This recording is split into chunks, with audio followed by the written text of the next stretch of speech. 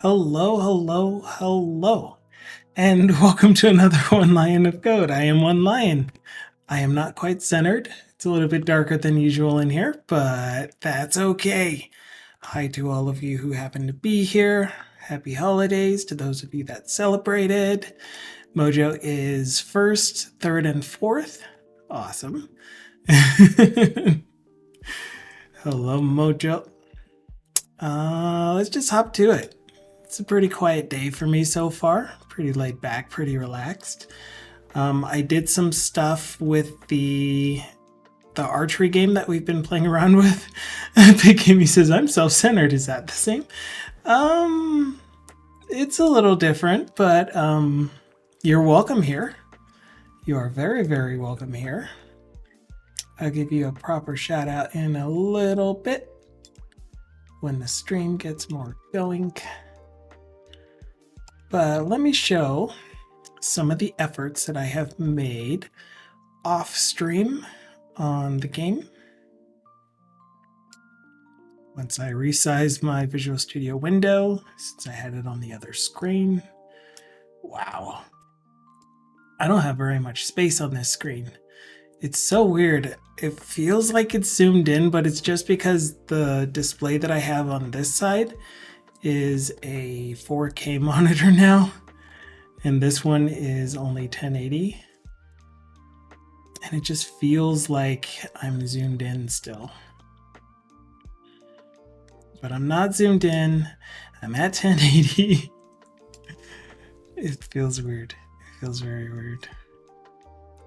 But anyway, better for you. You can see.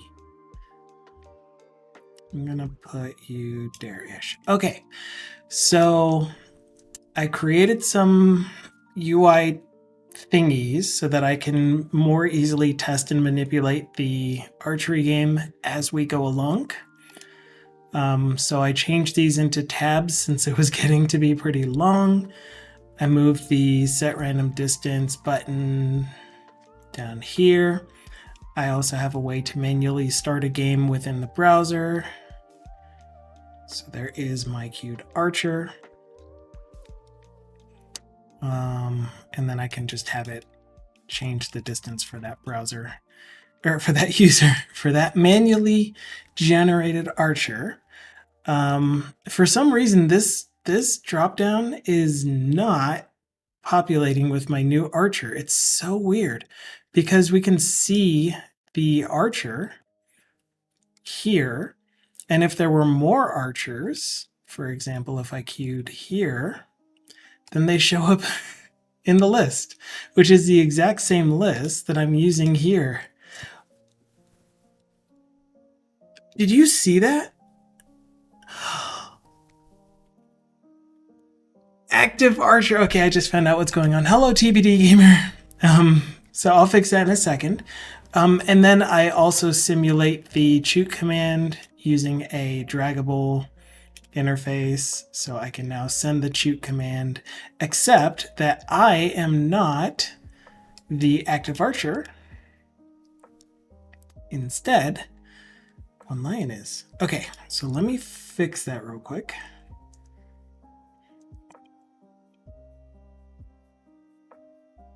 Oh no, all of my tabs are closed.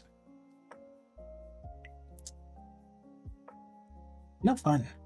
No fun indeed. Let's go to the game window. So the thing that's happening is I'm using the players list, but I'm not adding the active archer to the list of dropdown. To the dropdown list. List of dropdown. I got words. Is the English spelling. Fire plus 2 is tacos. Oh yeah. And then I think I showed you guys, but I was trying to get ChatGPT last week to do some SVG animations, and in doing so I found a code pen that had a pretty cool hamburger menu SVG that I just decided to use. I gave credit and everything, but I thought it was nice, so I kept it. All right, where is my drop down for the manual game? Manual game. it is here. If active player, active archer. Ooh, fancy. I love CodePen too. Absolutely. What are you called, dude? Active current player. Yeah, I would have gotten that. All right. If current player is not null, then current player and their name.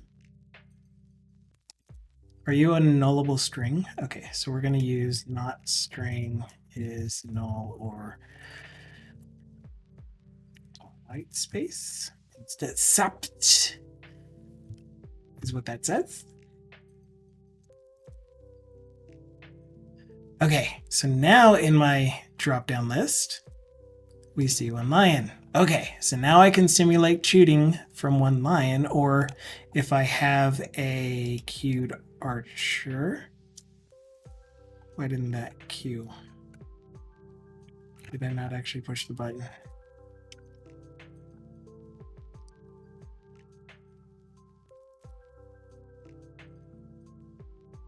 My queue archer button doesn't work all the time.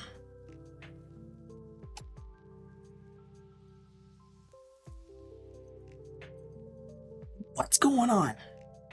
In any case, I can choose the archer and then shoot. Oh, it's disconnected is what happened. It's no longer talking to the backend. Gotta be it. So I gotta stop and restart. That's sad. All I did was a small change.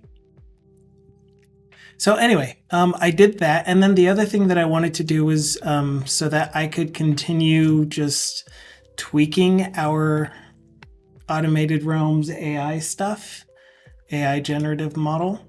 I created this pretty much chat interface, kind of like what you would see in ChatGPT.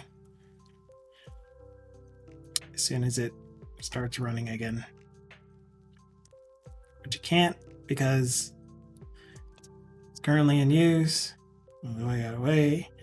And we go run, and it'll go, and it'll run, you know?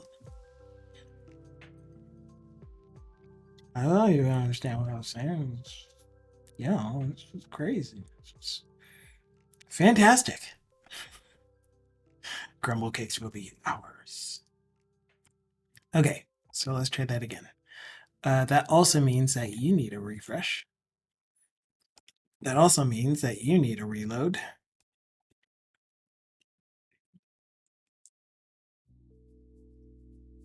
Check it.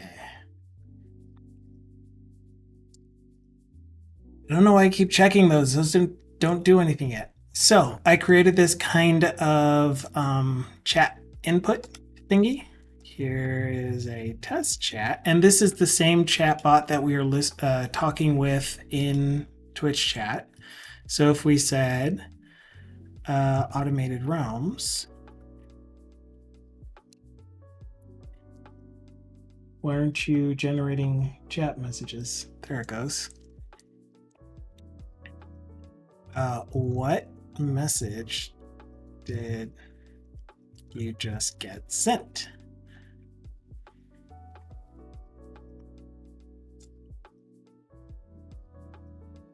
And there you go. So I can type into here and that'll add to the context of chat within our stream chat. And it'll keep track of that until, of course, that rolls out of the context window, which is a relatively small context window because it keeps responding with absolutely nothing in a very short period of time.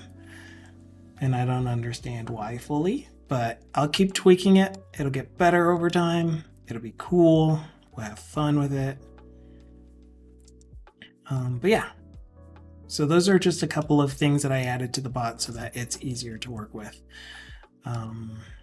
Manual game, queue archer. And there we go. Now I have manual archer in the drop-down list. And so if we queued archer here,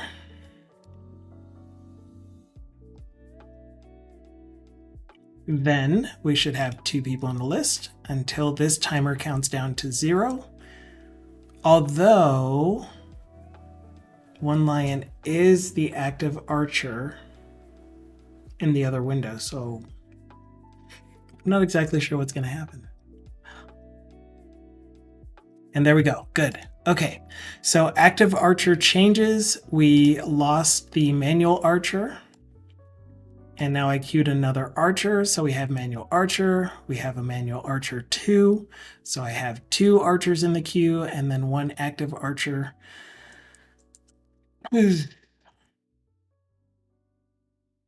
And of course, what I probably want to do is let myself know who is the active archer. And I'll do that by going like this. Simple. And there we go. So archer 2 is not the active archer. So if I try shooting, nothing happens from archer 2. It's not archer 2's turn. But if I go back to archer 1 before the timer counts down and I try shooting, then it tries to shoot and crashes. Hello, no. That's not what was supposed to happen. We get a couple of messages showing that the shoot command was received.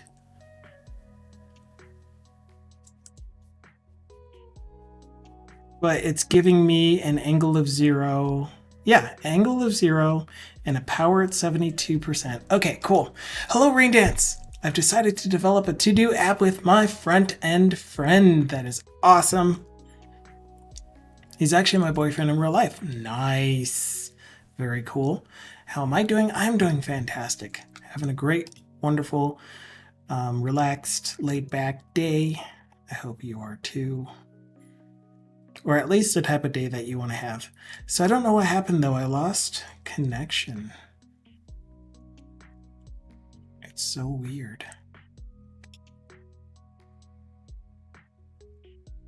That was very, very weird. Okay, Q Archer. Shoot. What's going on?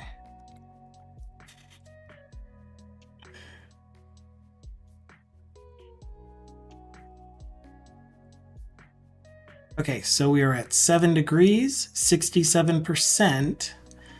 My guess is... Oh, not boyfriend, best friend. BF is boyfriend. Right? BFF is best friend.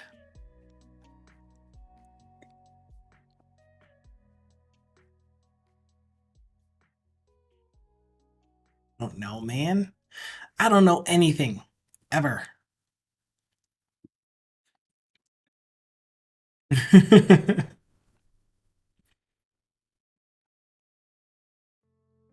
Maybe it's not forever. Yeah, we need a disambiguation for BF. Disambiguation on aisle 6, please.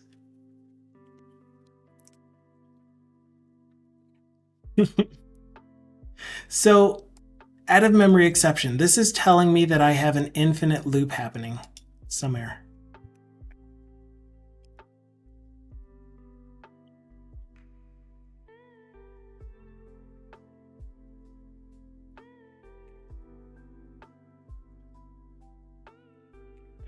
Let's stop it. I say buddy for very good friends. I just say friend for very good friends because you're either a very good friend or an acquaintance.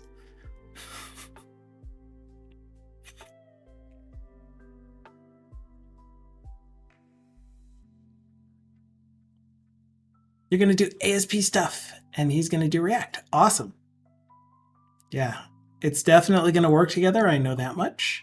I don't know how to get them to work together, but I mean, other than if you're going to do the API in .NET and then the front end in whatever you want, because it'll be able to talk to any API. But there is a way for you to do both React and .NET in the same UI application. Yeah, it's going to work with Rust. So you're essentially doing the API backend stuff, and then your friend is doing the front end stuff. That's really cool. It'll be good experience and fun. As a backend API developer, make sure that you are consistent. And when you create a data contract, you don't violate that data contract. Go back home. The only thing that you should do after publishing your initial data contract, your interfaces and stuff, is to add to. You can depreciate properties and stuff, but only ever add properties. Don't rename, don't delete properties.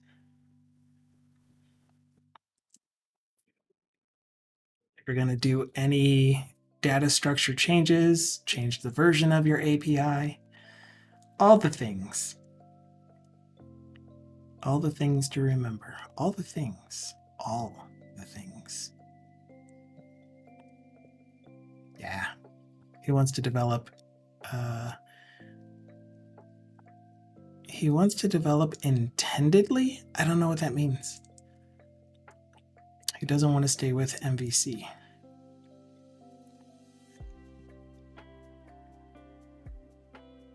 You archer. Independently. Oh. Ah. And that can be true regardless of what technology you use. He could stick with MVC and still do his own independent development, but you could just be creating an API project on your own. He could be creating whatever language he wants. Okay, let's find this loop. So it's got to be in my projectile.launch. I'll show you my new updated code for the launch mechanism. Wait, if we got, where's that other message? If we got this message, then that should mean we made it through here. Oh.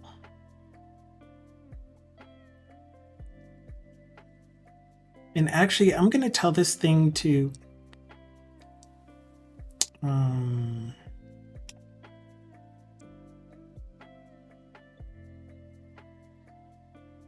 add my channel so that it'll post to the channel's chat.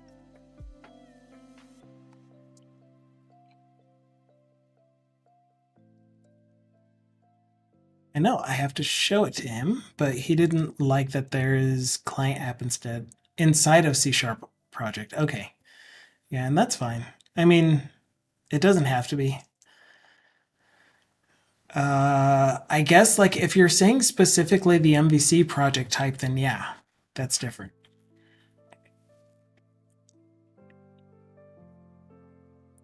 But at the same time, he could still be making the UI itself, the pages. So yeah, I don't know. That's a tough one because the .razor files or .cshtml files in a Razor Pages project could be in a separate library, but in MVC project, you kind of have to create the controller in order to generate the views, even if you're using an API backend. Yeah, definitely his choice. I'm not knocking any technology you decided to go with. It should be free for him to choose. I'm looking for my manual archer. Where are you? Down here. We'll put a bool output to channel. And we'll default it to false. We'll add the Chanel. Jason Short PhD. I have no idea who that is, but we're outputting to his channel. If we're outputting to channel, we'll output to one line, otherwise string.empty, because it's a non-nullable string.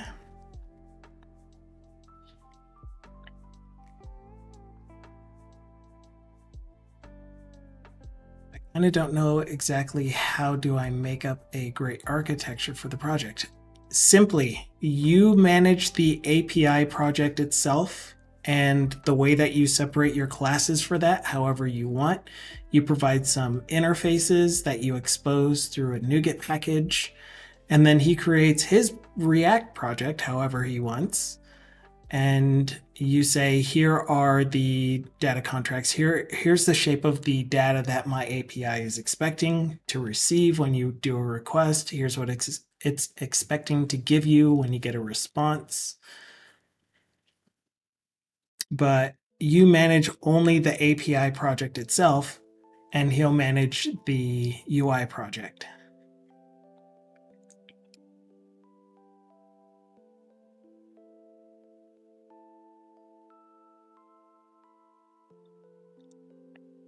I've read half of Clean Architecture book. It sounds all right. I like it.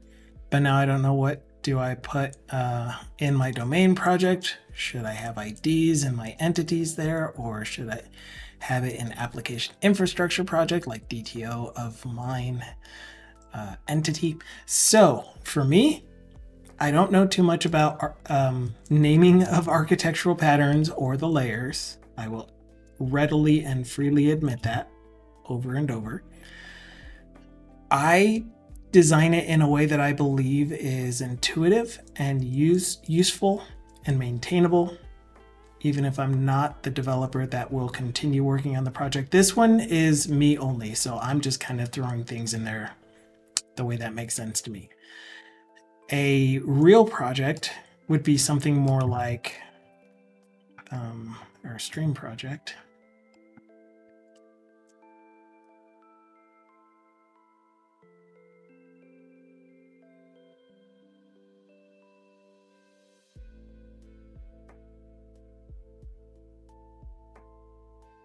And this is where I used a pattern that I use often that I think is pretty easy to follow.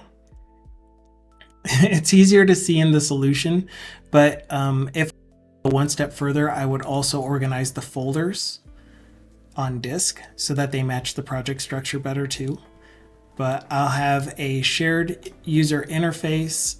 This would normally be a separate Blazor component library in a completely separate solution in a separate project. And this one would reference it using a NuGet package reference. But this is the UI. These three, again, would also be in their own project. They are the database stuff.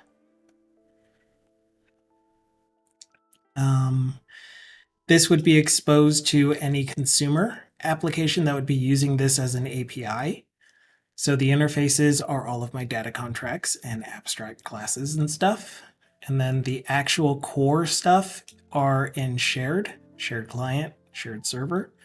So this is for any application type that runs on a server, any application type that runs client facing, and then models that are used in both server and client side. So these are the implementation of the interfaces, as well as a few other models that are used within my app implementations. And then the app types. There's a UWP app, there's a Blazor WASM app, there's a Blazor server app somewhere here, and there is a WPF app. And then satellite libraries, again, these would probably be, oh, the source generator would be in the same project because it kind of has to be. This was just a demo source generator. So did you connect your API to desktop apps too? Exactly, yes. If you haven't actually seen the financial management tracker application in Visual Studio, I will open it up real quick.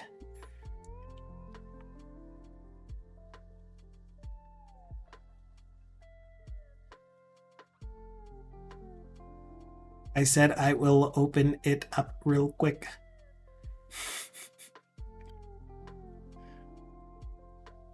Or not. I won't open it at all. Oh, it's opening. It's still working. It's right here.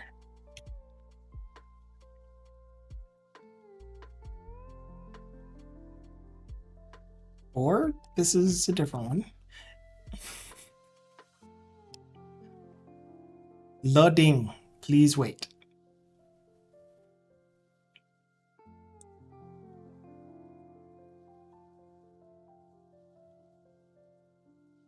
I don't know why it's loading so slow right now.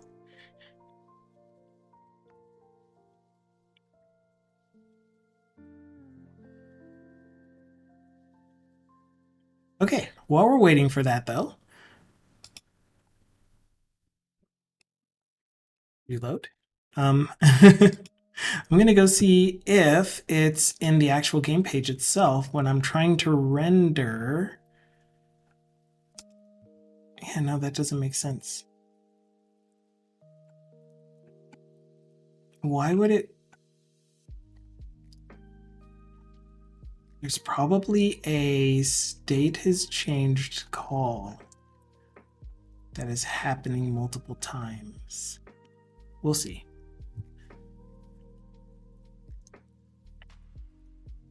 I don't like that Writer loads much longer than Visual Studio.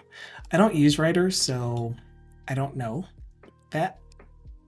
Visual Studio serves all of my needs, so I haven't needed to look for anything else. Okay, we will upgrade this to .NET 8 upgrade. But you can see here, it seems to be organized a little bit better. You can tell which folder contains the actual applications themselves, which ones contain the user interface portion. Again, the database stuff would be in its own solution, but for simplicity, I put it in the same solution as the applications. Shared libraries. Once again, this is the code needed to run the front end. The code used by the front end and not to run the front end. The code needed to be used by the front end to get information from the back end. So these are my services to do stuff like look up database values or figure out if, mostly database stuff. But if there were disk bound things that belong on the server, I would do those there too. Or any backend processes that would get fired off, that would happen in these services.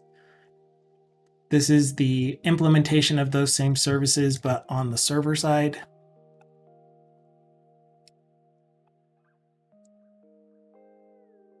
Yeah, simple as that. Okay, so then for the UI, here is an example of a Windows desktop application that uses my Blazor UI. It's just a main window control, or a window control, with a Blazor web view control inside of it that points to my entry point for my UI, app.razor. And then, of course, I do some service setup stuff in app.xaml.cs. Yeah, kinda. For UWP, I haven't been able to do much with it, but I want to figure out how to get it to work. Maui is the way that I get the Android, iOS, Mac, Tizen, and then also Windows. But again, it's just a main page that uses a Blazor web view control that points it to the entry point of my UI. Blazor WebAssembly, what do you know? Index.html, that points to program.cs, that points to the main entry point of my UI. Same UI, same everything. And then finally, my Blazor server only, which points to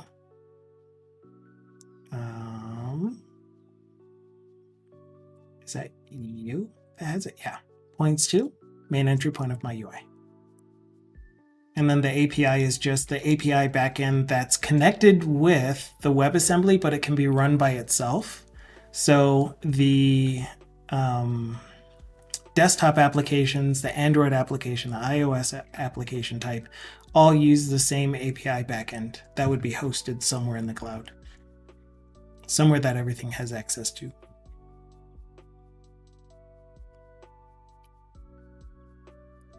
So essentially, this is the project that you're writing, the API and backend, and you would probably have an interfaces. Where's my abstractions? Maybe I didn't actually keep that in this project.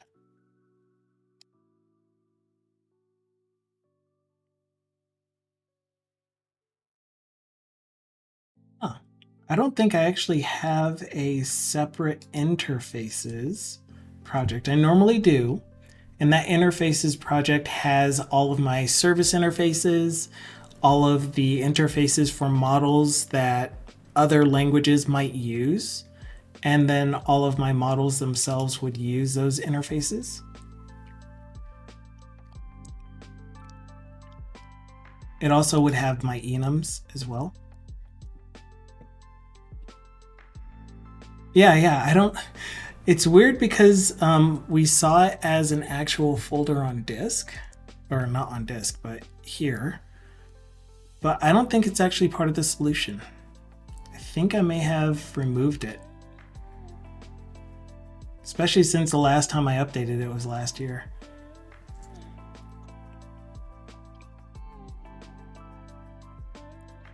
What about our current branch? That is our current branch. We are on main. Yeah, so main is the most up-to-date version of the financial management tracking application.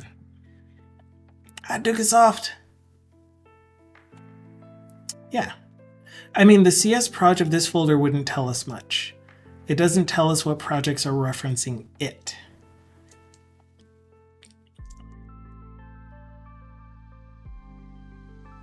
We'd actually have to load it into the solution and then find any project references.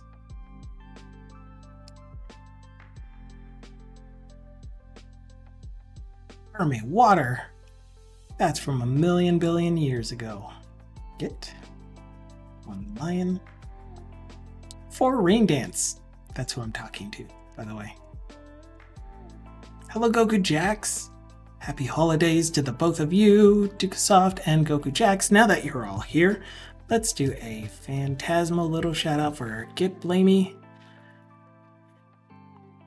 If you don't know Bit Gamey and you're not following him already, there's a heart button up there for you to click so you can follow him. He's an amazing game developer that is just so cool to hang out with, so cool to be around. Love watching his streams and hanging out with him and having a generally good time.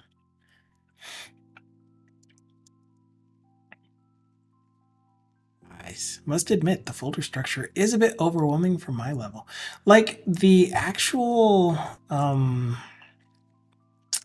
folder structure on disk is definitely hard to follow. That's why I like moving the folder structure to match the solution structure. But I'm hoping that the solution structure is easy enough to, if you take a minute to look at it, easy enough to understand what is where. So apps are all of the application types. UI is the user interface that every single app uses, and then shared libraries is all of the core functionality of the application. Autumn, what are we at? Financial management.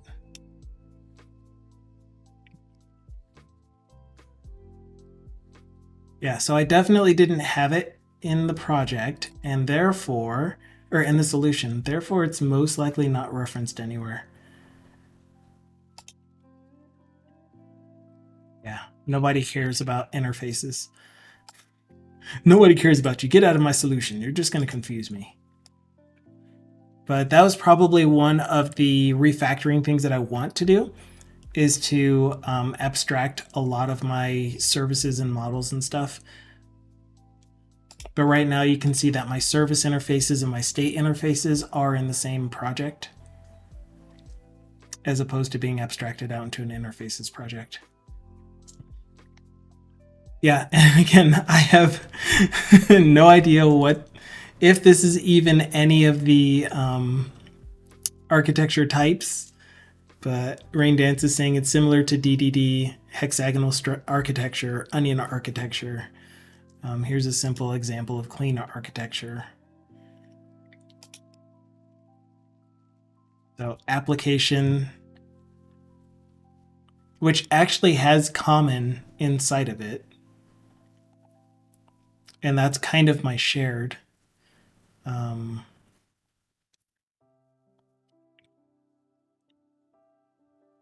yeah, this is the application project itself. Domain is the core logic, I'm assuming.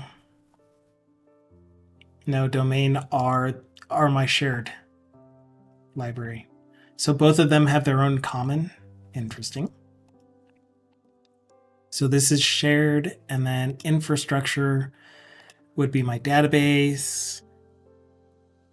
And then web is the UI-ish, but it's also application. So that's confusing to me. But only a little, not by too much. It's because I didn't take the time to think through it. Because I want to get back to this.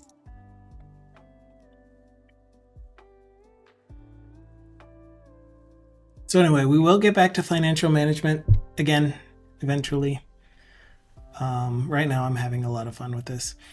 We're kind of tracking down an issue where once I shoot, oh, let me refresh this. Once I shoot, it looks like it's stuck either in a re-render loop or in an infinite loop in general. So have you worked with Jot using ASP.NET Identity? I've used the built-in stuff. We will explore that in the financial management tracker using the new .NET 8 templates to infinity and beyond. Hello, Thindle. Another really fantastic streamer, streaming .NET as well. Thindle. Here's a shout out in case you're not already following him.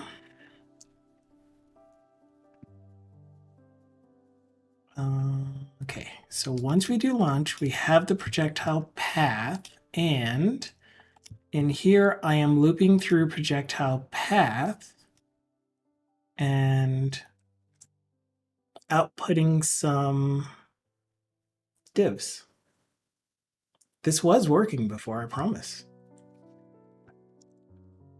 So if manual archer tries to shoot, then we're disconnected again. Why are we disconnected? Could not load type invalid token. Because I don't have something called invalid token. What are you even talking about? Thindle says, oh yeah, he's a creator of No Docs is what Dukasoft says. I'm going to be doing what I hope are the last tests for the payment system so I can get some migration streaming going again. That is awesome to hear. Really looking forward to that. Much hype. Much very hype, yes.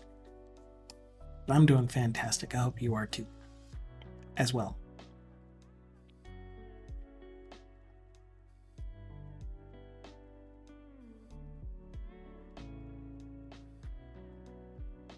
Why do you keep closing the connection, man?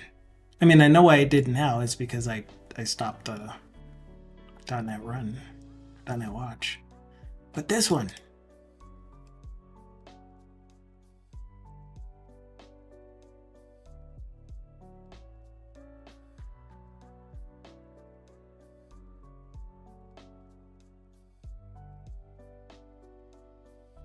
Wait, what? There's now an error on game page, line 319.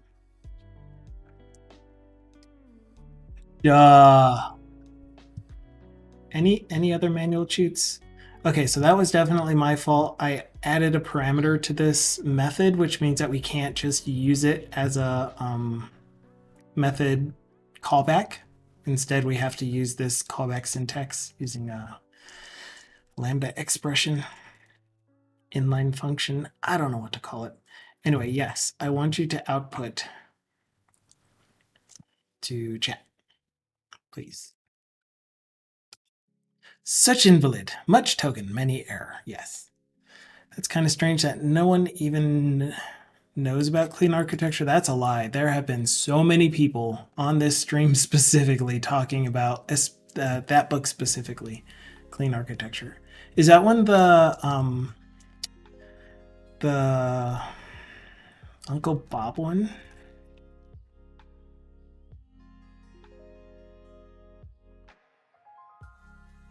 Yeah. Someone token it. Gets it back.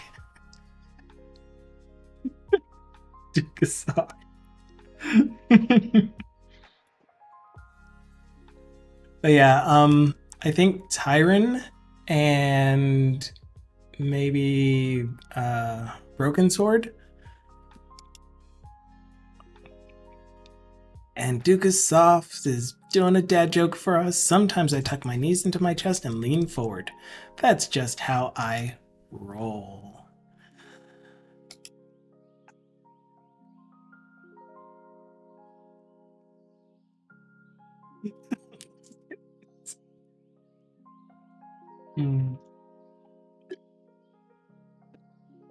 Oh, taste. Okay, we've got our bot back. We need to refresh this. All right, and if you weren't here for the beginning of the stream, I was just showing a couple of changes that I made to the current game page, where I am now putting all of these in tabs. I'm just using a Bootstrap tab stuff, and then some Blazor to show and hide these field sets. No, of course we don't. Thindle asks, we have our bots back, but do we have our butts under control? I don't have a butts bot. I'm sorry. So no, we don't have our butts under control. Q Archer. Change power. Make it go faster. Actually, I need to... Yeah. Okay, so here is where it should have done something, but you can see that the UI is now frozen. And eventually we're going to get a memory out of memory exception. So that's telling me, again, either we are doing a state has changed, that's causing another state has changed, that's causing another state has changed. Did we get anything in chat? Interesting, though. We got the debug message shooting at 80%. Oh, no, we aren't doing projectile result. I was thinking this was projectile result. So we're definitely in the launch code. Launch code. Launch code. Recur state. Absolutely.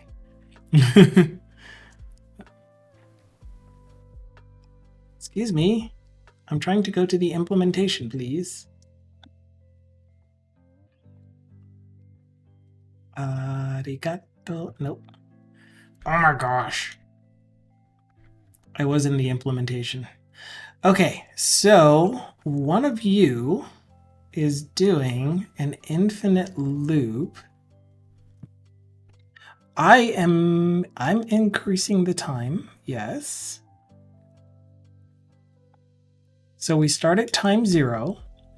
Oh yeah. Actually, we need to go through this anyway. We've been trying to go through it this whole time since, I don't know, about 2 or 3 weeks ago. So we're going to go over this. I did revamp it. I didn't like the stuff that I came up with. The stuff that ChatGPT came up with through a conversation we had because I was testing its capabilities. So we're going to go through this. I'm interested in how does DBs find value by ID so fast? Isn't it should take a while to check each field? Night. You're only checking the ID field. And since ID is unique, it's easy to index it. and to put it into another table called an index table that the lookup is super duper fast. Very duper super fast.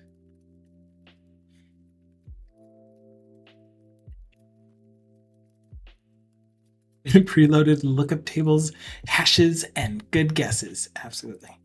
Maui or Xamarin for mobile app? Maui, for me at least. I've never used Xamarin. I've never been interested in using Xamarin. But as soon as they said I can write the same Blazor UI and put that into a mobile app, and I was like, yeah, sure. So Maui for me. Zultra Lord is here. And so is Semper Fidus. Semper Fidus. I really don't know how to pronounce Fidus. I would pronounce it Fidus. But anyway. Usually takes the fields you want to search with and puts all those values in RAM beforehand. Have you ever played an over-under game? I've heard of them, maybe? Where you just say, I'm thinking of a number, and then you guess, and I'll tell you if you're under or over. That kind of thing. Yes to Fidus, or hey, look, it finished.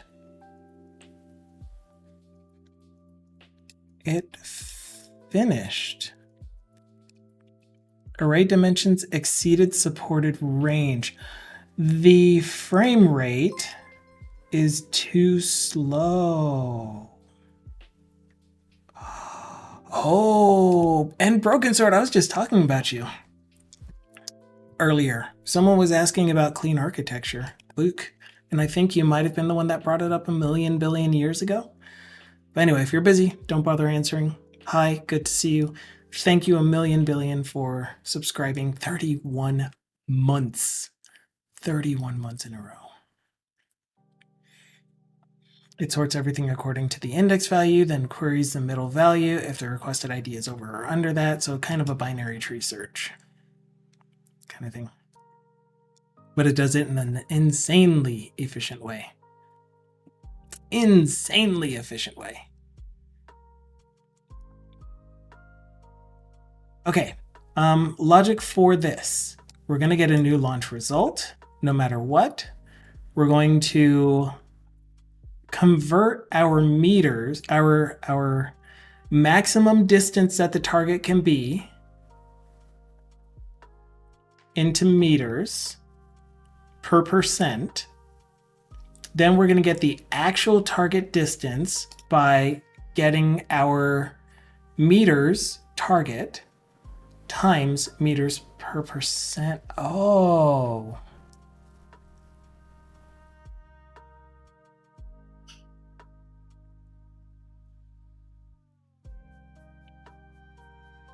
Does that make sense? That doesn't make sense anymore.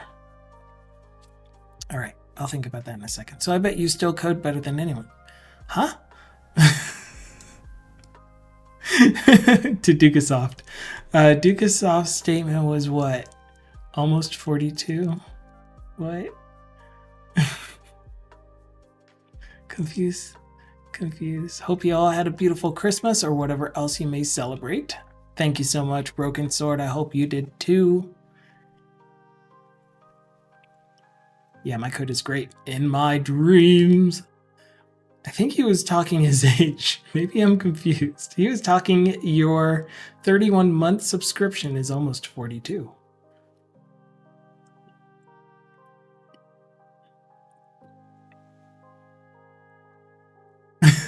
No worries at all.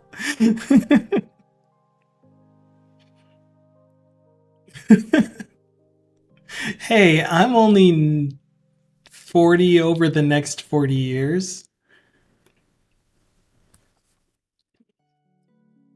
Okay. Where are we? We are, this doesn't look right to me. we're looking at how many meters per percent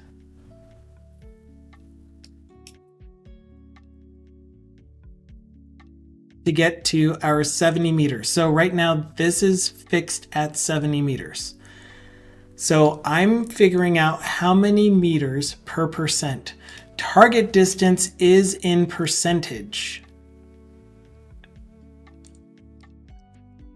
That's what it is.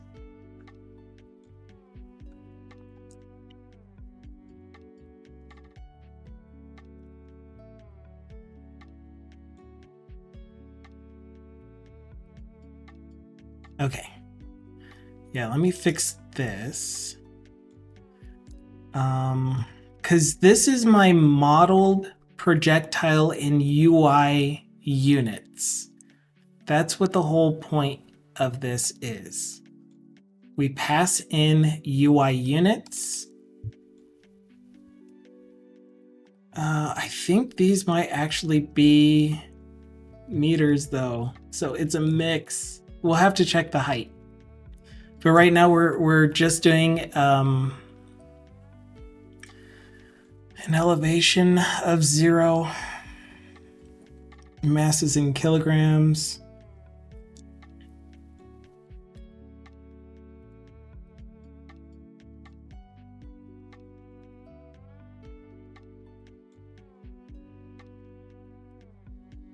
Okay, so anyway, target distance is in percentage.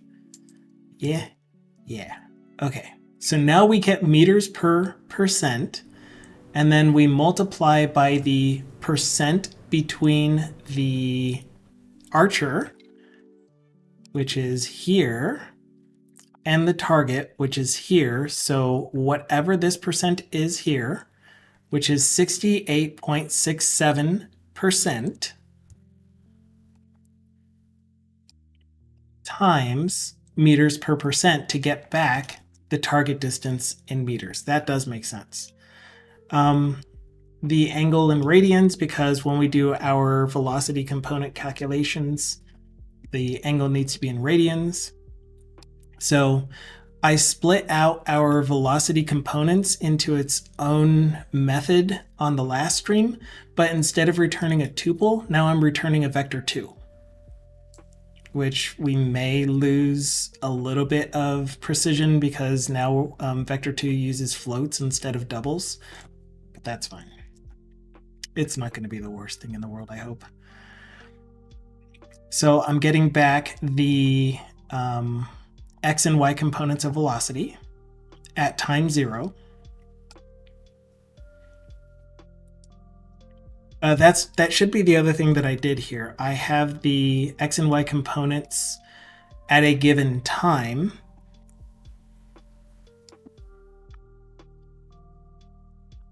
Cool, very good.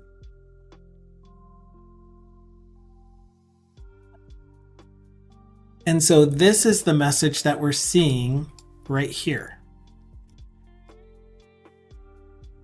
So the target distance is 68.67 out of 90 times 70. Right? Is that the right maths? 68.67 out of 90 times 70. 53.41.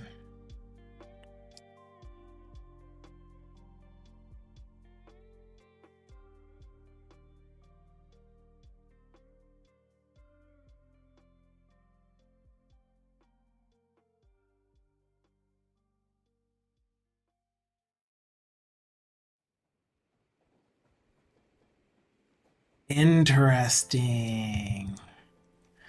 Aha, I know one thing that I'm doing wrong. 31.33 out of 90 times 70 is still not the right number. What? 70 out of 90 times. So what am I using for the target distance? Oi. Target distance is the thing that's being randomly generated between the max target distance, and the min target distance.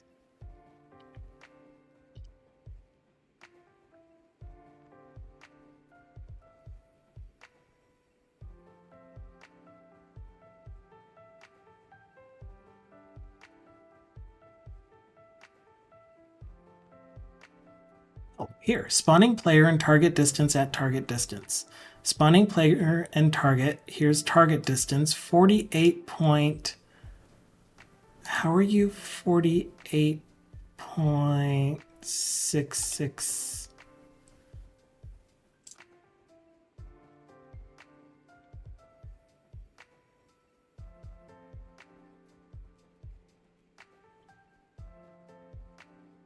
Why does this say 68.667?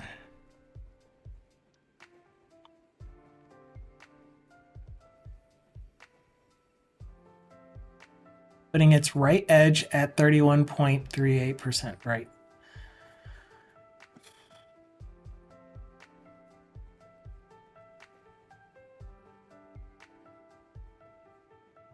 No. Target distance here is in meters.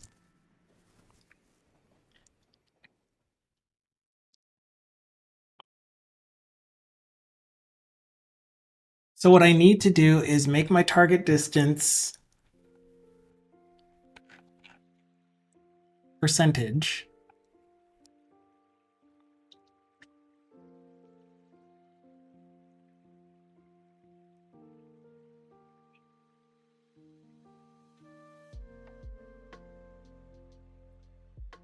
Which is going to be between 40 and 90. Man. Okay, let's rebuild that real quick. Do I work with tokens? Not directly. So are you talking like text gen or image generation tokens? Or do you mean authentication tokens? Only when they're invalid.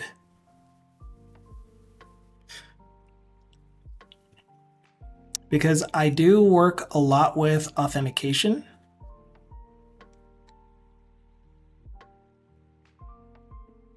Well, I got an error earlier saying could not find field invalid underscore token. And that's what Thindle's referring to. So when it comes to text gen, kind of yes, because I have a local GPT running onto Lion. And so that has a token count.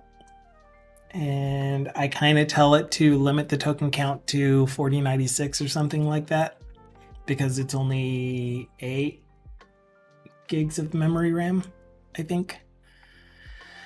But authentication tokens, right now we don't have any authentication in our stream project, or I guess I do have some in the bot ish, but nothing that we're generating on our own. So we're not the ones generating authentication tokens and codes and stuff. Okay, so I changed target distance into percent. I'm gonna leave that like that. Am I though? I'll change it to 40. You should be fine. You don't need to rebuild. You can hot reload.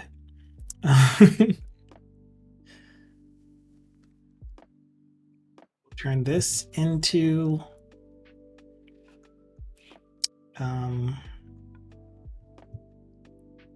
what is the percent?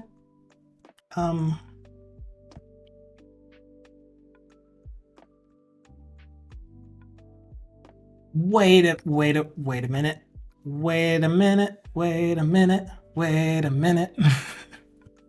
I remember now what I did. Oh my goodness. I made so many changes. It needs to rebuild, which means I need to reconnect in a second. Okay, we have target distance.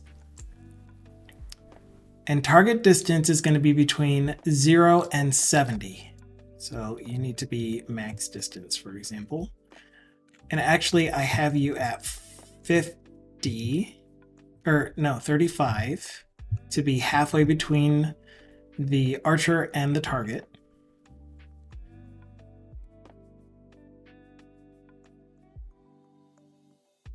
And our target position is going to be our archer position minus target distance over max target distance times 100. Okay, makes sense. Thank you. Thank you, Big Amy. I'm remembered. So our archer position is going to be our current archer position in meters over max target distance in meters. So I'm going to do this.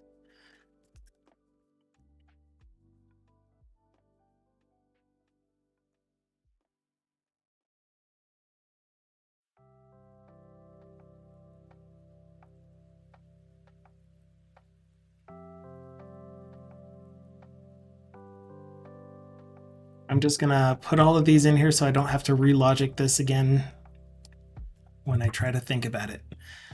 Okay. So our archer position is going to be in percent, which converts our archer position in meters to the max target distance in meters. Not converts it to, compares it to, so that it can get the total percentage of the field that the archer is at.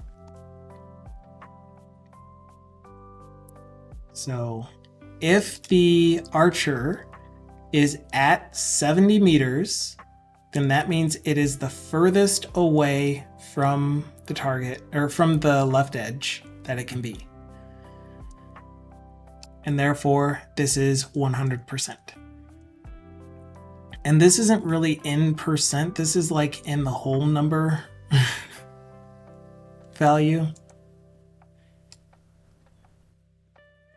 So you have to divide by 100 to get percent. But anyway, whatever. So then to get the target's distance, we figure out how far away the target is from the archer. And again, we're putting the archer on this far... Dang it, I need to make the background opaque. I mean, translucent. This far edge over here is going to be 100%, and then all the way over there is going to be 0. And so we're taking the archer's position, which is right next to me, minus the target position, which is somewhere over there, or target distance in meters, divided by max target distance in meters times 100. And that's how we get the target position. So target position has to be in percentages. Dang it. So where did I get that wrong? Running player and target.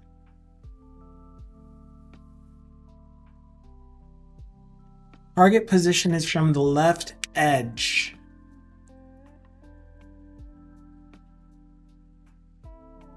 Hello, Quisper. Target position is from the left edge. Therefore,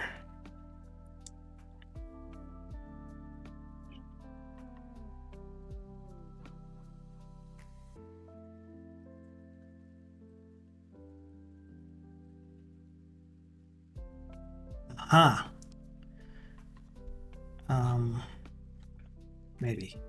Let's get reconnected.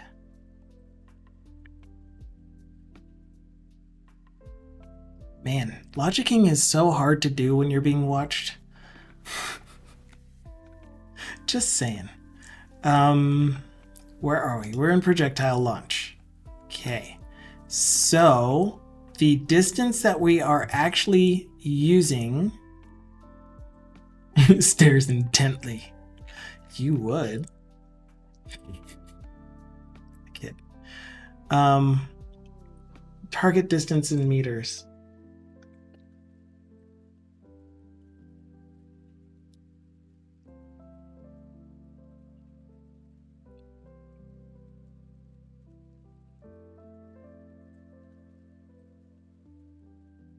Target distance is not percentage.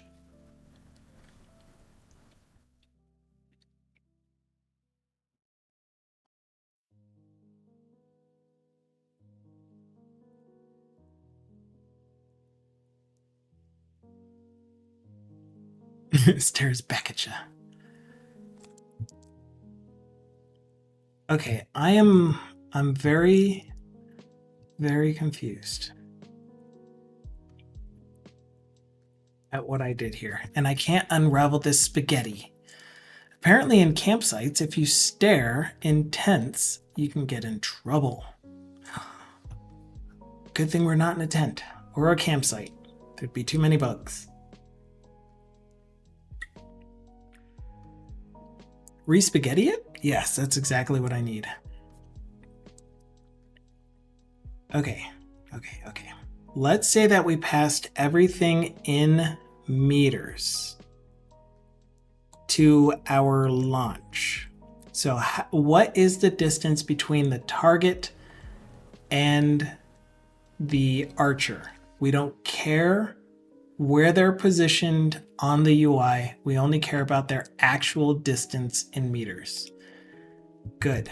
Keeping that in mind, we no longer need to convert from max target distance to percentage.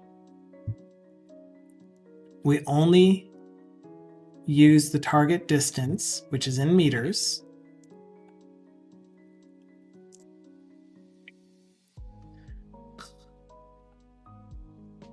The initial velocity of the projectile. I like that. Nice. That's awesome, Dugasoft. Dugasoft taught his bot to respond to the command baby with shark do do do do. Actually, just do do do. Or did you mean Big Amy?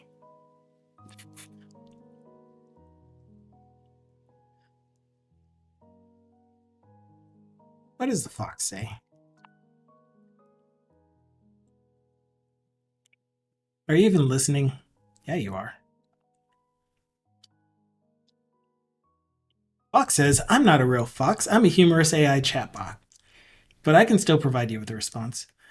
The fox might say, why did you have to go through all of that to just say this lyric?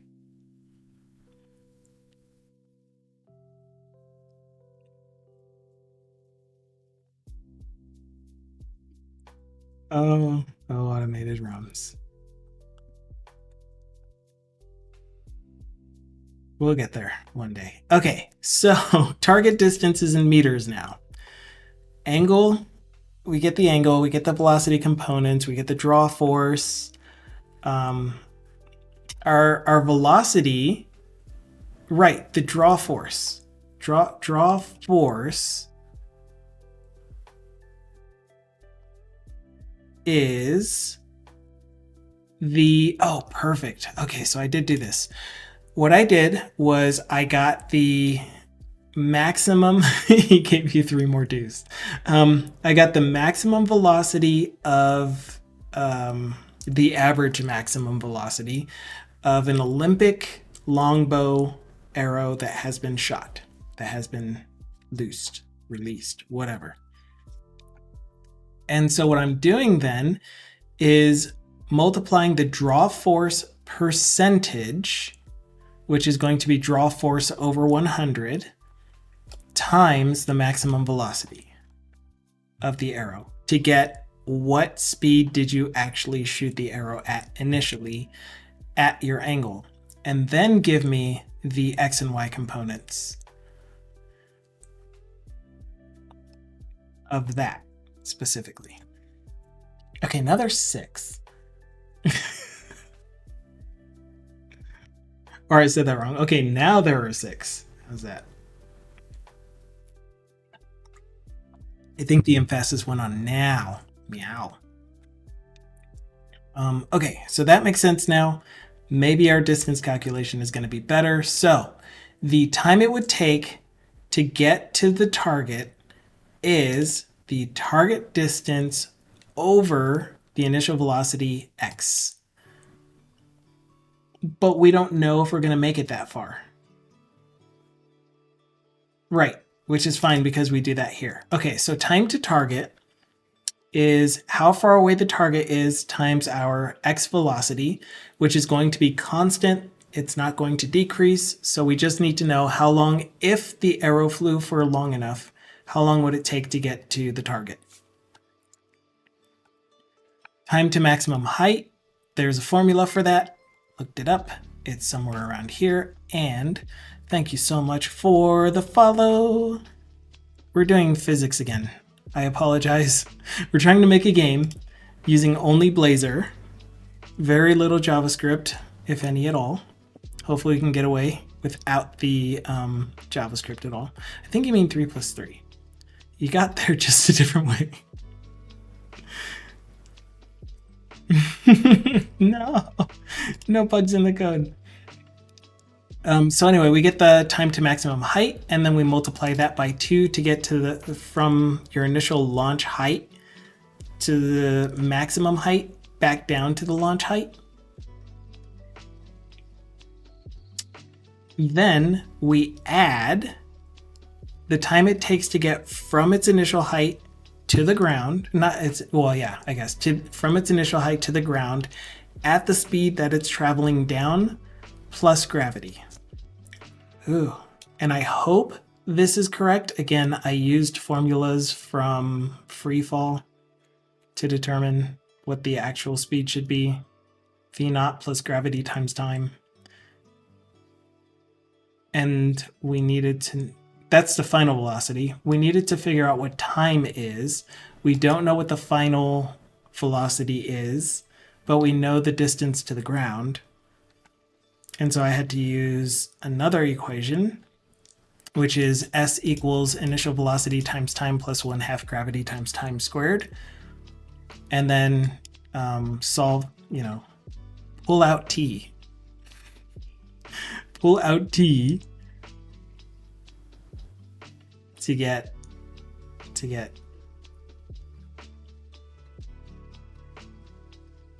the equation that I got. Anyway, I hope the equation is right. That's all. You're an attorney and interested in learning to code. Which languages or apps do you recommend me? So that would improve my work. I don't know industry specific for legal or anything like that. However, I don't like using Imgur.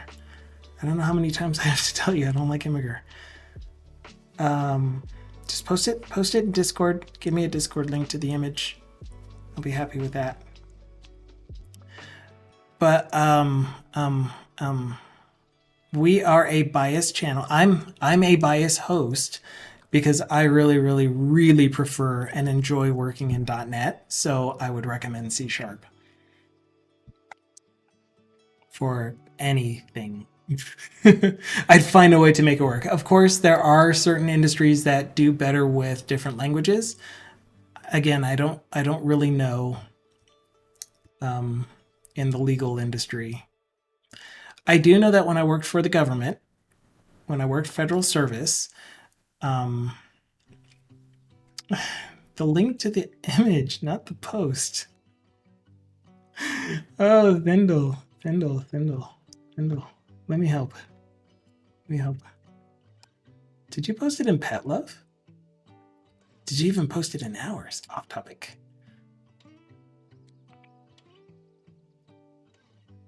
Copy link. Roti pasta. Ooh. So what was the prompt for this? Spaghetti?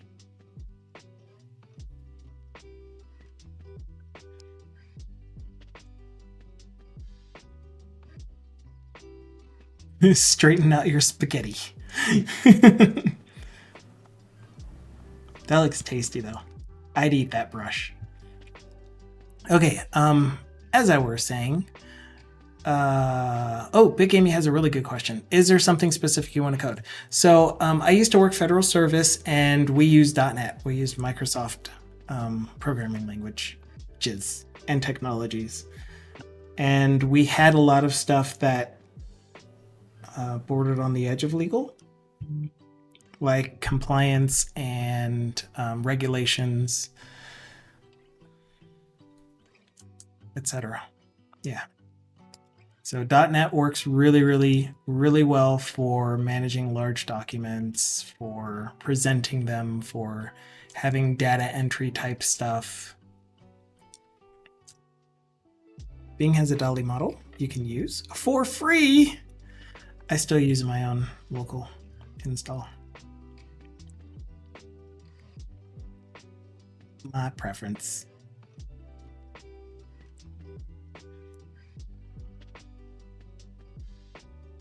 Still trying to get through this though. We can do this on Friday if you want to do a lot more picture generation sharing. If you want me to click on them, that is. You can always share with Stream and the people. Just don't expect me to click on all of them anymore. I want to get through this. But yes, that one did look happy. So we have the total flight time, which is time to ground. If the time it takes to get to the target is less than or equal to the time it takes to get to the ground, it's possible we hit the target. So if we did,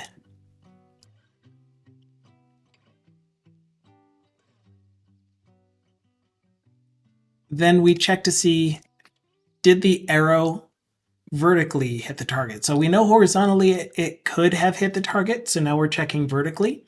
So how high above the ground is the target? And how high above the ground is the arrow at the target? And so if the elevation of the arrow by the time it reaches the target horizontally is greater than or equal to the target's elevation, which means it's below the bottom of the target, and less than or equal to the target elevation plus the target's height, then it landed somewhere in between. And so the distance from the center of the target is what we care about. So we get the arrow elevation at target distance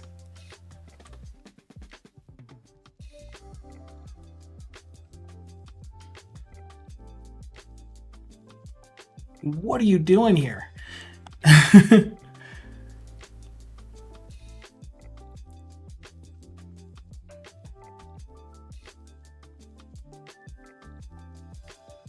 We get the arrow elevation at target distance to find out where did it land, and we're adding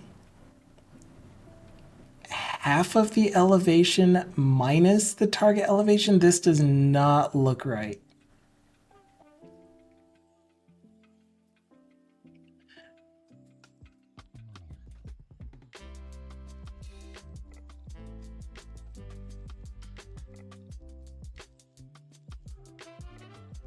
We're looking for the target elevation plus its height over 2 to find the middle of the target vertically. And we need to know what the arrow elevation minus that number is, right?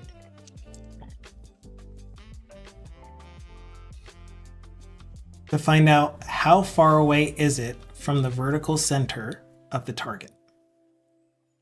So if this thing is higher, this will be a positive number. If it's lower, it'll be a negative number. Yeah, okay, so that makes sense now.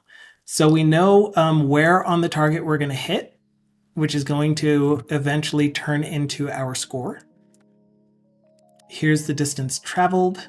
We get the position for how far it went.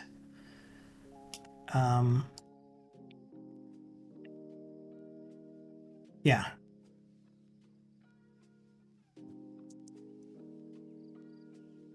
So horizontally, we went from our initial velocity to time to ground, but we also need to stop at the target itself if we hit the target.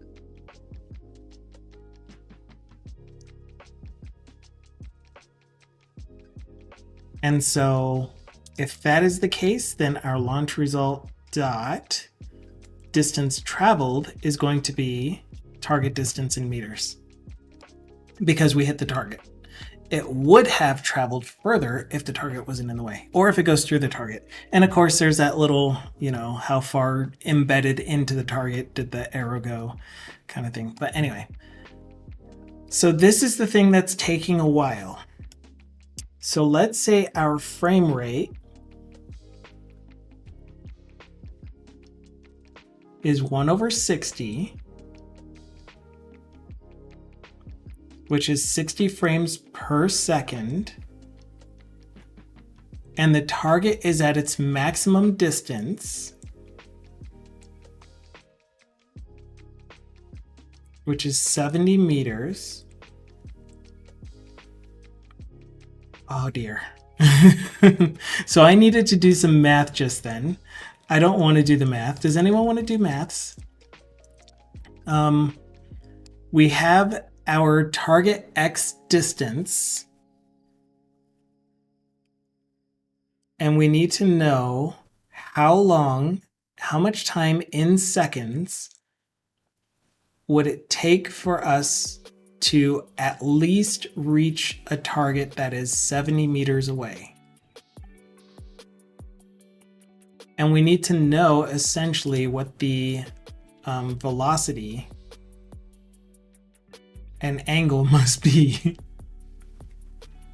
for the minimum amount of time to make it to the target.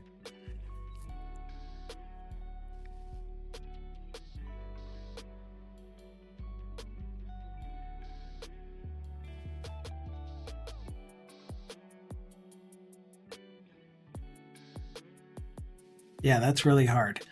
But let's just logic this out. Let's say it's 70 meters away. We can shoot with the maximum draw force, a maximum draw force of 100%, which is a maximum velocity of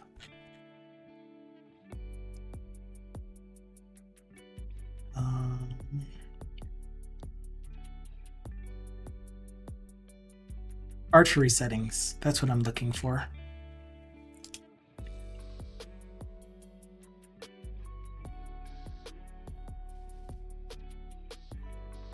(108 meters per second).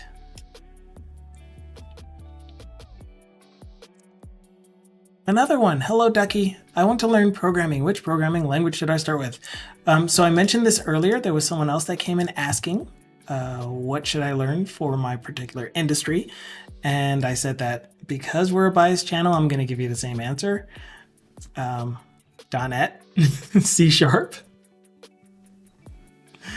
Because .NET, if you learn C#, you will learn all of the principles that you will learn in, say, Python, which a lot of people recommend as a starting language. But I recommend C# because it's more transferable in my opinion. If you learn Python, you're kind of stuck in Python and Python E code. Whereas C#, you learn syntax that has to use semicolons and strongly typed variables. So you have to declare your variables. You learn about scope. You learn about creating methods and functions. You learn all of the basics of programming, and those skills are all transferable to other programming languages. You can easily drop semicolons or just drop semicolons, as opposed to learn how to put a semicolon at the end of each thing that needs a semicolon. Curly braces. You could easily drop curly braces and replace them with white space for those programming languages that are white space based, such as Python. But again, it's harder to go the opposite direction, in my opinion. So yeah, C sharp. C sharp. And Broken Sword is trying to clarify that this is his opinion as well. Python and JavaScript tend to be the newbie languages to learn, but with C sharp, you may learn concepts a little better and have a better grasp. Plus, you may be better geared for real world jobs depending on your geographical location. Yeah. I agree 100%. And then, of course, what industry do you want to go into? There are some industries that are more geared towards other programming languages.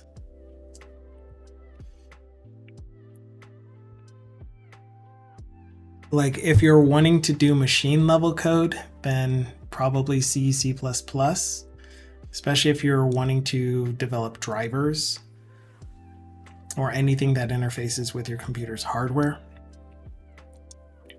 If you're looking at AI and data sciences and stuff, then apparently Python is much better for that than C sharp, although C sharp is trying to, or Microsoft at least, is trying to push for doing AI in .NET.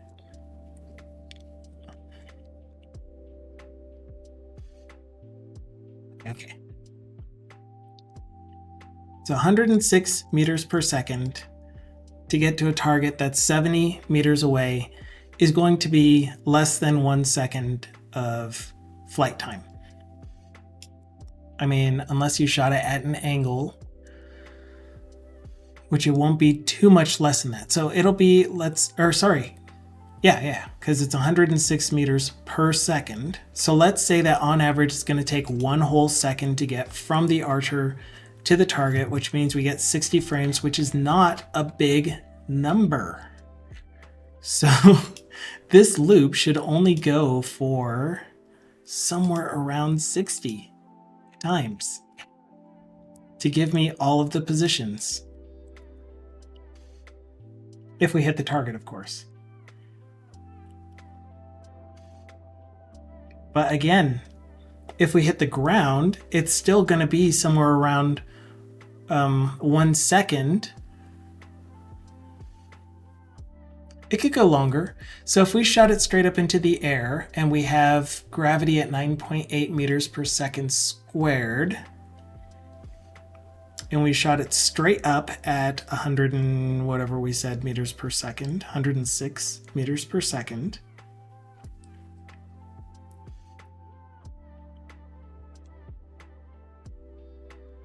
Then it would be initial velocity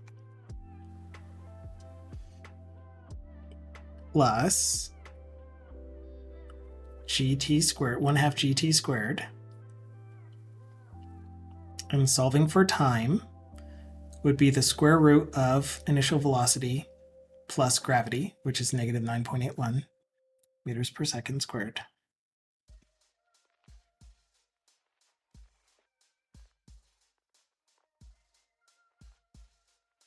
Why does that seem wrong? Oh, velocity times time. So yeah, that's this whole equation up here. This one here. Which I don't want to do in my head. Dang it. I can't do that in my head. It's still going to be pretty short though. And I've been testing these with a very low angle. So Broken Sword continued saying, C# for some reason people think is more challenging. I don't know why. It's not. The cool thing about you just starting to learn C# is you will probably learn all the new cool hip features of C#, which is also really, really beneficial, and your code will look more hip. I mean, if you're looking for the look and style of your code, yeah, sure. But for me, I just think it really is transferable. It is very transferable. What is the best way to learn a new alphabet? Blazor! That was Blazor! Did you see that? This is a Blazor page.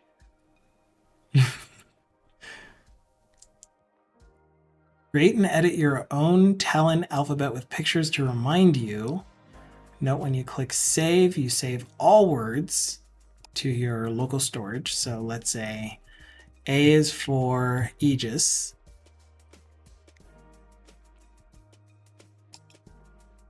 I thought I was going to generate a picture for us.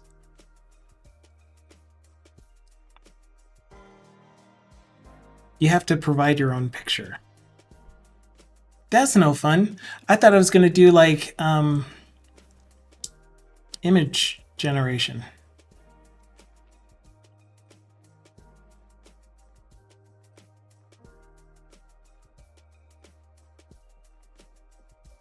But yeah, I mean, still, it's still a good way.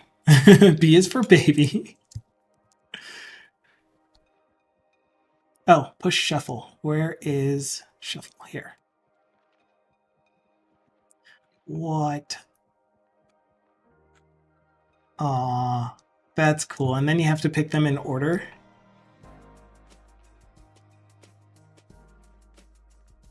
Wait, it shuffles every single time I click on a thing. What happens if I pick wrong? Nothing.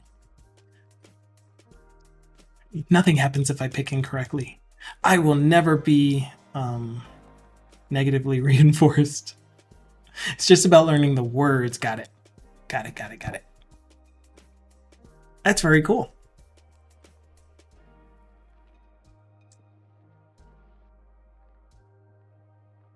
So, bar time starts at 0. Continue while time is less than or equal to time to ground. Increment time at the end by the frame rate every time. Get the current position at time t, starting with your initial velocity. If launch result dot hit target and position x is greater than or equal to target distance in meters, then set position x equal to the target's distance traveled equal to that as well, and then target reached is true. Add it to the list of positions no matter what. If we reach the target, stop accumulating positions. And then launch result.positions equals our list of positions. In your list, why did it give us something to do with arrays? A's?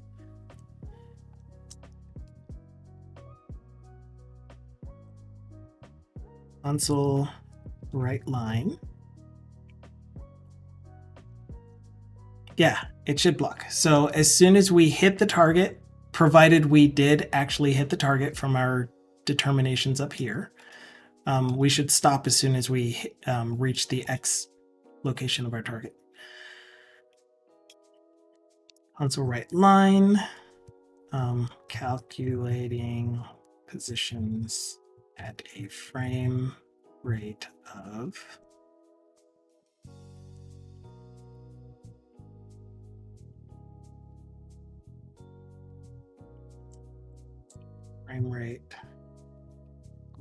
times 60 fifths.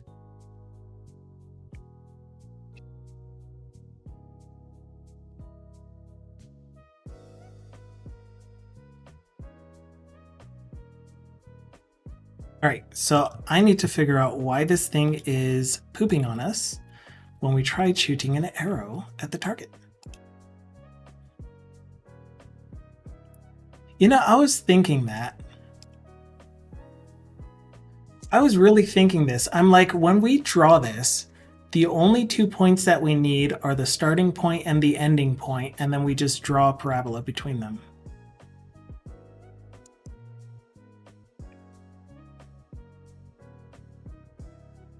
But I think that's what we need to do instead of trying to capture each position. But the reason that I wanted to capture the positions independently is so that I could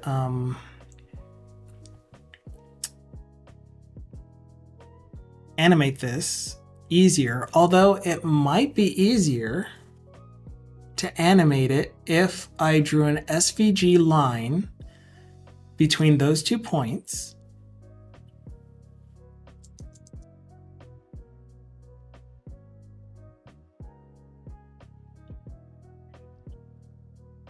If it blocks, it needs a shield. Heck yeah.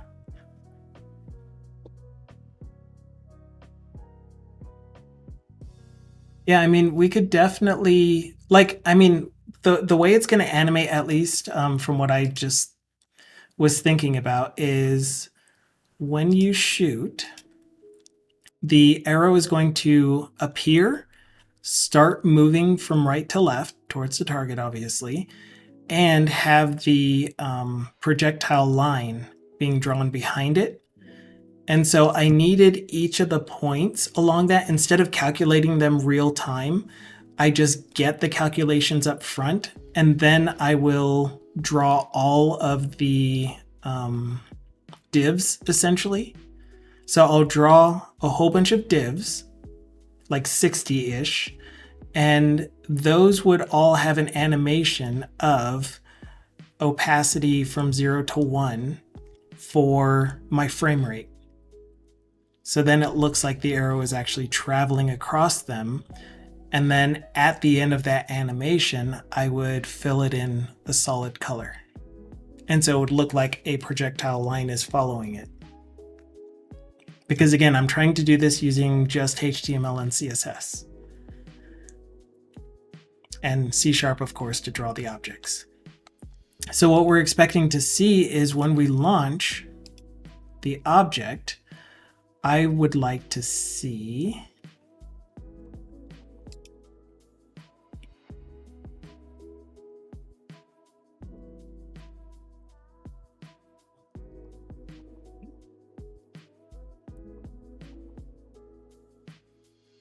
yeah, this was the right thing. Oh, I didn't know that those were actually above it. So here's the archer, here's the target. Once I push shoot, we should see a whole bunch of divs get generated underneath target. 0. Oh, wait, what? Dang it.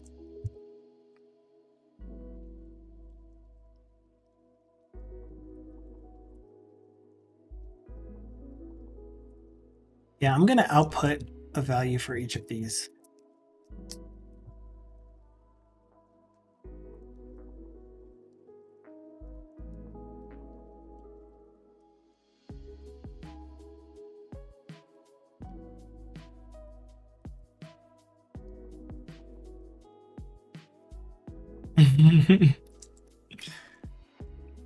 But yeah, this looks familiar to me. This y equals ax minus h squared plus k, where k is like the slope or something. We demand personalized arrows. You will get personalized arrows, dang it. I want you to, and throwing axes. That one will be a little harder. When we rated Simple on Wednesday, he had all of these great ideas about how to manipulate the archery settings. And actually, I'll show you some of those because I started adding some of those as thoughts so that they can make the game a little bit more interesting. Do I have to refresh? Are we still connected to chat?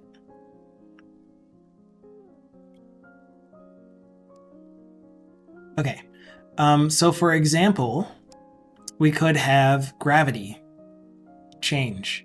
We could have the maximum distance in meters change, even though on our screen it will always be 100% of this inner box. The archer will always spawn here. The target will spawn no further away than here.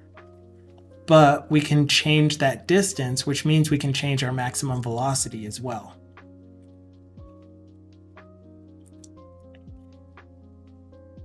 Yes, it's relevant, but I still want to get this done. It kind of reminds me of the tanks one, the tanks version of this, which also eventually became worms. But yes, it is relevant. But I've got like 10, 15 minutes to figure this out. I remember that one too. Okay. So what's, I need to see this thing. Do the simulation. Everyone join the simulation or die. Yeah, okay, so look at this. It is not accumulating time. We are not adding frame rate. Frame rate must be... Oh, wait. Stop. Just stop. I'm not going to be able to see it because I waited too long, and so it scrolled off.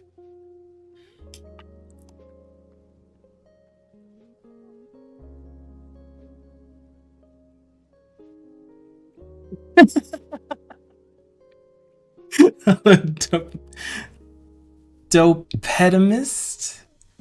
Am I close? Financial management tracker project stream featuring a game about what? Stockbrokers jumping out of windows? No. No. I'm trying to make a stream game, an archery stream game, where you shoot arrows at a target and you're facing away from me. You're facing that way so you don't shoot arrows at me.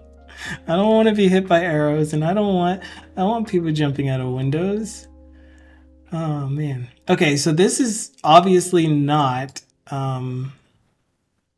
accumulating time. We should have gotten at most 60. So it, like, even without putting a D there, time is being treated as a double, frame rate is being treated as a double. But for some reason, yeah, let me get rid of this again. Rerun.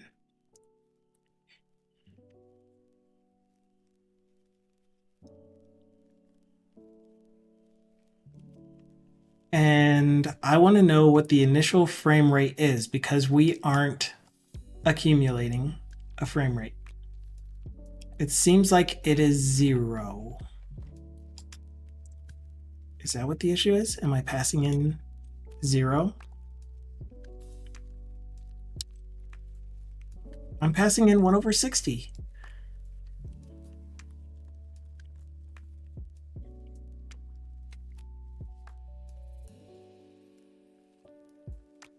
Oh.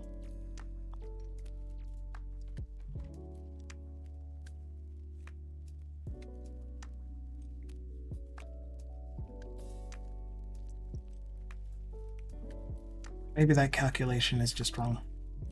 1 frame per second. 1 frame per... This doesn't seem right to me.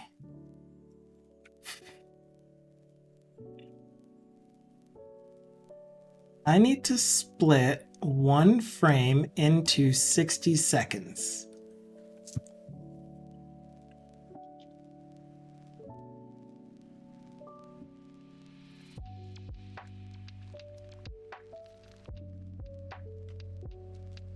Oh man, I can't think anymore.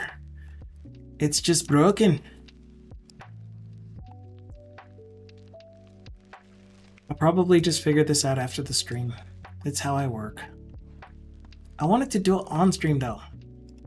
Dang it.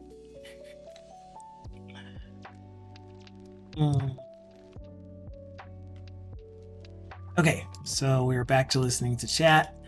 F5 dare, refresh U, manual game, Q archer, give him some power, shoot. All right, what is our frame rate? 0. Why are we getting a frame rate of 0?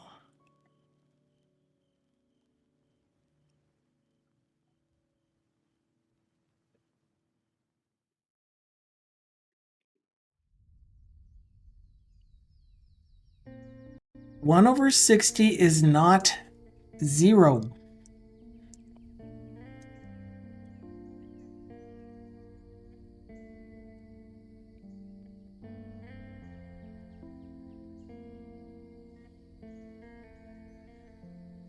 I'm very confused.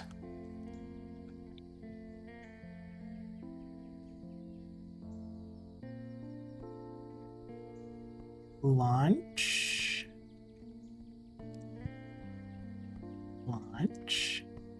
with no parameters.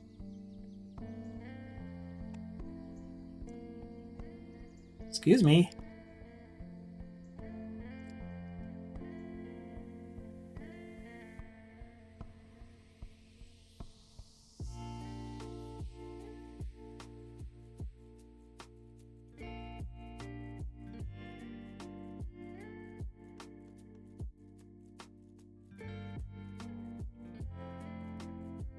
So I'm not using the frame rate from anywhere else.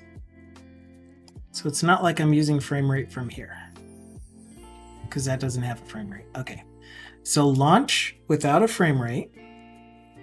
Wait, here it is. Archery settings.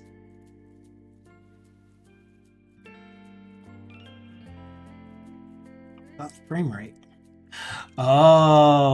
Oh my goodness. I was doing integer division in my calculation for frame rate for the initializer in archery settings. Why didn't anyone tell me? Okay, that's why we're getting 0. We are doing launch with a frame rate. So launch without any parameters gives us launch using archery settings. Ah, that's gonna work now. It's gonna work like a magic. It's gonna draw something terrible, but it'll draw something.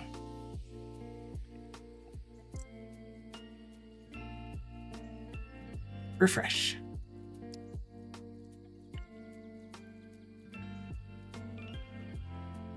Manual game, Q Archer, turn the power up. And ready? Shoot! I shooted! Finally! We were able to shoot.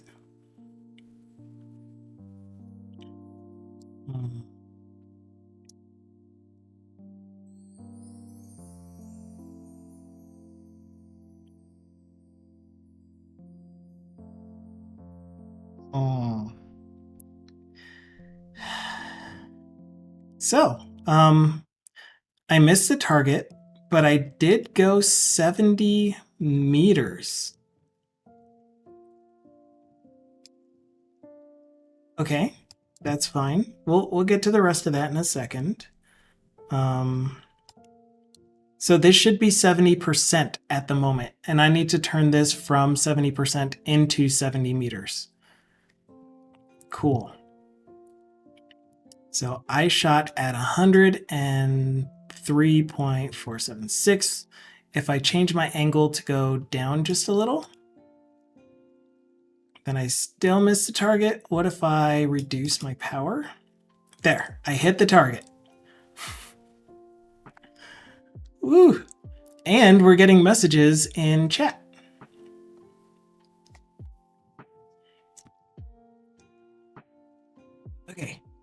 Okay, we did it. We did it. We can quit now. We're done. Archery game is done. No, we need you to actually be able to see it. So we can model it. Rigged. You give it a shot. Do you get it? You want a tour of Dukabot someday?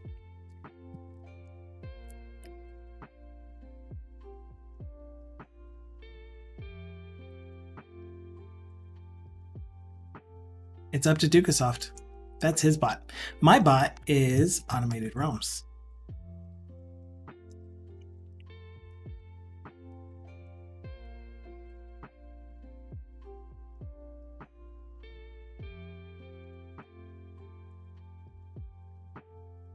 You're a fascinating individual who's known for your love of signals and their direction to the Dukabot.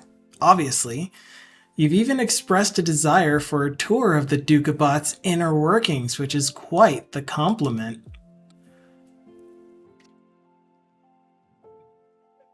That was actually pretty good, seeing that I didn't put the X at the end of your name, and I capitalized it differently.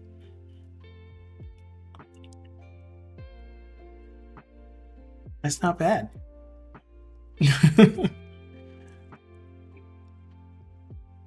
Okay, so let's think about There's no signal R in the Dukabot. It is not ChatGPT. I have a local installation of an application called Text Generation Web UI. Yes, I'm using Signal R for sure. Yeah, and when you refresh, it does lots of weird things. Oops. Okay. It should be loaded. New chat. Hello? Nope. Shouldn't have loaded it in this browser. Anyway, so this is an application called Text Generation Web UI. You can find it on the interwebs at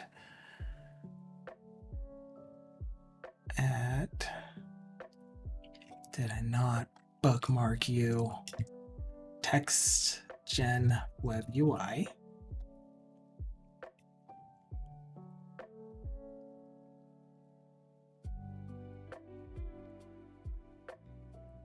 At this address. I want a tour of all the bots. Friday would be a better day for that.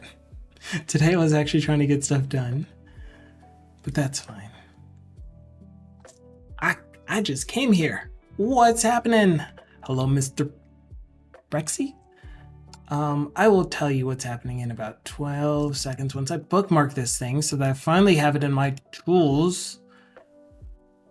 And it's by Uba Booga on GitHub. Edit Text Gen Web UI. Okay, I have it in my bookmarks now. Okay, so TextGen, ooh, sorry. I hope that didn't make noise. TextGen Web UI is a way for you to get Hugging Face models, text generation models specifically to run locally on your machine. And so that's what I am using. It's installed on a machine over there. And when you automated realms or reply to automated realms, it will do text gen for you. Tell us about yourself then.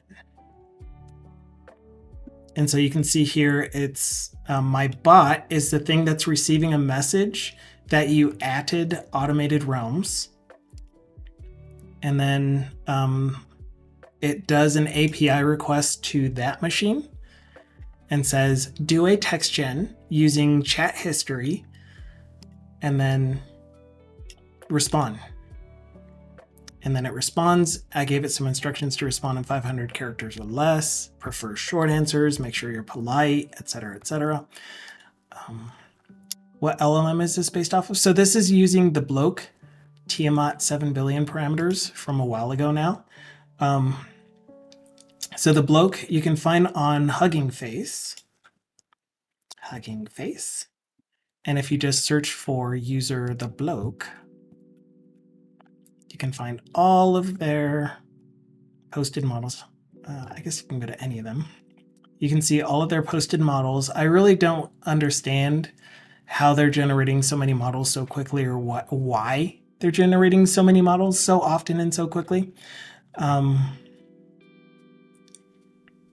Because I haven't gotten that far. But it kind of feels like if you went to something like Civet AI to get image generation models, it's just remixing a whole bunch of existing models and tweaking them.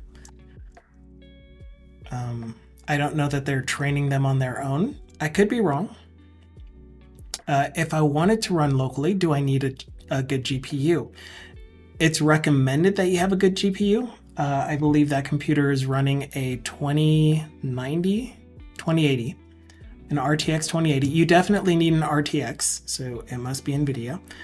Or you can run only on CPU, which it's going to run really, really, really slow. Probably if you don't have that high of video memory, use the 7 billion parameter models. The more parameters it has, the more memory intensive it is. You could also, I don't know what the word is, but you can load it using a smaller bit size, which means that it'll load less into video memory at a time, but that again will make it slower as well. What else? I don't know a lot about it because I just recently added this to the bot. Because for me, it was as easy as saying in my bot logic, when you receive a message to @AutomatedRealms, then query the TextGen API and then output the response. About me or about Automated Realms, the bot? Because I'm not that interesting. But if you want to know about me, the quickest intro I can give is that I've been doing software development for a while. I went to university in 2000, graduated in 2009. Took me a long time to graduate university because the first couple of years I did not do a very good job. And then I was working full-time, going to university part-time to pay for university. I got very few scholarships. I actually got a $250 scholarship and a $400 grant to help me fund my way through school, and then I took loans. So I was working a lot during university. Then I got hired by civil service to work in a human resources agency, or federal service, not civil service. I think they're the same. Anyway, federal service to work for human resources, where I was doing automation type stuff using Excel, VBA, while going to school for computer science, and it was helping me pay for that, obviously. And then when I finally graduated, I was still working in the same human resources agency, so I got promoted to my permanent position out of my student position, where I was working in an HR office some more, doing reading and rating resumes, while also doing a little bit of office automation and this is a short version, okay? There's a lot more. During the time that I was working with them, I was able to go to the primary software development people for the HR software that we used in that office, because I wanted to improve it. And so they gave me the opportunity to work on some features for that HR software. And I did that twice for 3 months at a time. Then I was like, okay, you guys are still making me do reading and rating resumes when I should be writing software. I have a computer science degree. I'm going to go ahead and get a private sector job. So I went to a consulting company to work for the Rocky Mountain Arsenal, and I did lots and lots of .NET software development there. And then I finished that job and worked for a larger consulting firm called Sagetti. And now that I've mentioned their names, any views and opinions that I express on this channel are my own and not the views and opinions of Sagetti necessarily, not necessarily their views and opinions. So then I was working for them, have been working for them since about 2022. Yeah, last year, May. I keep thinking it was 2021, but it was just 2022 May. What all programming languages can I program in? The one that I preferred to program in is .NET using C#. The ones that I can and have knowledge of are C, C++, Objective-C, Python, JavaScript, HTML, CSS. Given enough time and money, all of them. Thank you, Deflux. VB, thank you. I completely missed VB. I still count that as part of the .NET ecosystem. But yes, VB, absolute.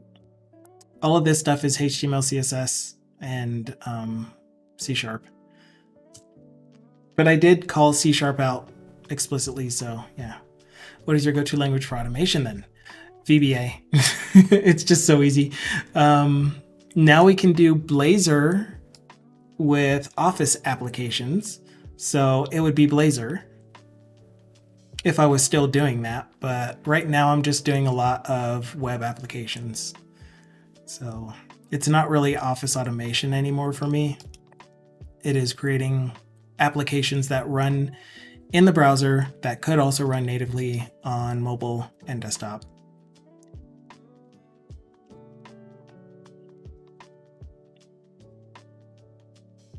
With Office apps, you mean with Fluent UI? I don't know what I mean. That's something else. Fluent UI is only a UI framework for Blazor. It's pretty much a component library. So the Blazor one, the Blazor Fluent UI is a component library. But like, how do you do web scraping with it? I don't need to, but I would use .NET still. I would use a HTTP client.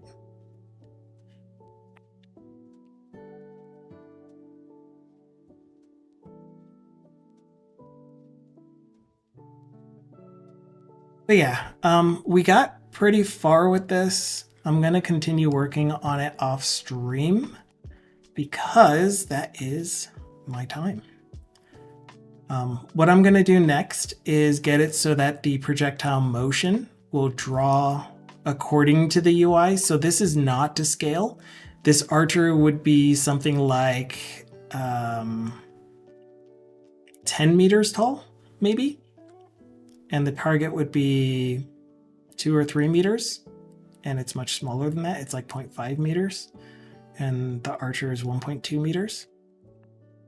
And then the distance between them is at maximum 70 meters. So the UI is not going to be to scale, but we still need to make the flight of the arrow be appealing. So I'm going to figure out how to do that. Add hours 24. Some languages do it faster and better. I mean, yeah, so I'm agreeing with Deflux in this. It's more what's your current skill set and how can you grow your tool set to do whatever it is that you're trying to do. So it really does have a lot to do with, I mean, like, I'm not knocking any other language at all, except for JavaScript, but not knocking any languages at all. Choose what you want, choose what you're comfortable with, and maybe you choose a language because it is what the industry uses for whatever you are developing. Maybe it's what you have found to be the better language for a specific task. But for me, all of the stuff that I'm currently working on and working in, Blazor is amazing for it. So I can do multi-platform applications. Once I actually make the time for it, I will be able to take these skills with me over to 3D design or 3D development for augmented reality applications, because that's where I really, really want to head to.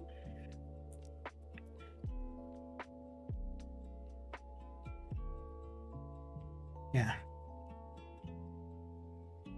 Deflux changed his name. But yeah, that is going to be it for my dado. There are plenty of people's streaming. So, I don't know, it's been 1 week since you looked at me. Yeah, so we're going to go over and raid somebody. Let me go over to this screen. This one here. Okay, and then I will say ciao for now to everybody. Love your face too, Deflux. If you have more conversation that you'd like to have, we do have a Discord server where we have amazing people with opinions. We all have opinions that could also contribute to the conversation. If you're already a part of too many Discords, I will not take offense if you don't choose to join ours. It's pretty quiet. We don't have very much activity on it, but when we do, people are usually respectful and thoughtful with their responses. Let me unmute this so that I can hear. Turn you down. I will also be posting a recording of this video, as I have posted with all of my other videos, no sooner than 24 hours after I end the stream, to YouTube. Dukesoft has provided the link for us. Automated Realms. Any last words before I raid the stream out. Question man. I need to unmute this tab so that I can hear. Before you raid the stream, I must remind you that it's not just about the loot. It's about the camaraderie, the shared experiences, and the joy of a stream. So have fun, but remember to be kind and respectful to all the streamers and chatters you encounter. Very nice words. Thank you, Automated Realms. Thank you. Cool. So speaking of raid, we are going to raid another person who has a very, very cool and very smart bot that is more developed than mine. His name is Setolix or Setolix. I still don't know how he pronounces it. So we're setting up a raid there. Note that he has mature audience tags turned on his stream. So if you're not into that, probably don't head there. It also can get loud, so if you have a lot of ear stuff. Oh man, here's a dad joke to end us. Mahatma Gandhi, as you know, walked barefoot most of the time, which produced an impressive set of calluses on his feet. He also ate very little, which made him rather frail, and with his odd diet, he suffered from bad breath. This made him a super calloused, fragile mystic hexed by halitosis. And yes, we can raid Dukasoft in about 2,000 years. I think that's when he said he'll be ready. But anyway, I will be back again on Friday for a community stream. It'll be a text-only stream. Friday will be our community day stream where you can hop onto a Discord voice channel and have verbal conversations with us. I'll pay more attention to chat and not get so pissy when I get distracted. I promise. Okay, that's it for now. See you later.